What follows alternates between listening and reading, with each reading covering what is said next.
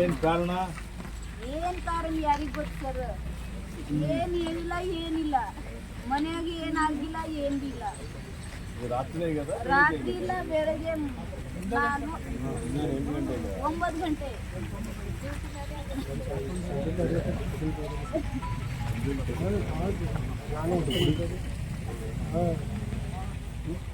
ಆಯ್ತಮ್ಮ, ಸಮಾಧಾನ ಮಾಡ್ಕೊರಿ. ನಾ ಏನ್ ಮಾಡ್ಲಿ? ನಂದು ಎಲ್ಲ ಹೋಯ್ತು. ನಾ ಏನ್ ಮಾಡ್ಲಿ? ಏನ್ ಮಾಡಿದ ಬಿಟ್ಟ? ಓದಿದೇನ? BSc ಓದಾರ. ನನ್ ಮಕ್ಕಳಿಗೆ ಬಿಸ್ಲಾಗ ನೆಂತಿ ಹೋಗ್ಲು. ನನ್ ಮಕ್ಕಳಿಗೆ ಯಾರು ನೋಡ್ತಾವ?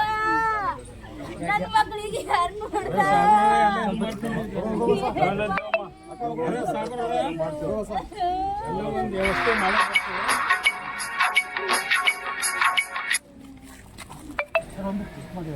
ಅವ್ನು ಬಿಡಪ್ಪ, ಅವನ ಹೆಸರೇ ತಗೊಂಡು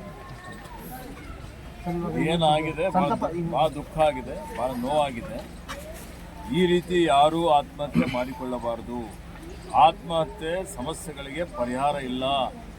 ಸರ್ಕಾರ ಇಲಾಖೆ ಅವ್ರ ಜೊತೆಯಲ್ಲಿದೆ. ಒಬ್ಬ ಒಳ್ಳೆಯ ವ್ಯಕ್ತಿ ಇವತ್ತು ಅರಣ್ಯ ಇಲಾಖೆಯಲ್ಲಿ ಅವರು ದುಡಿದಿದ್ದಾರೆ, ಸೇವೆ ಮಾಡಿದ್ದಾರೆ.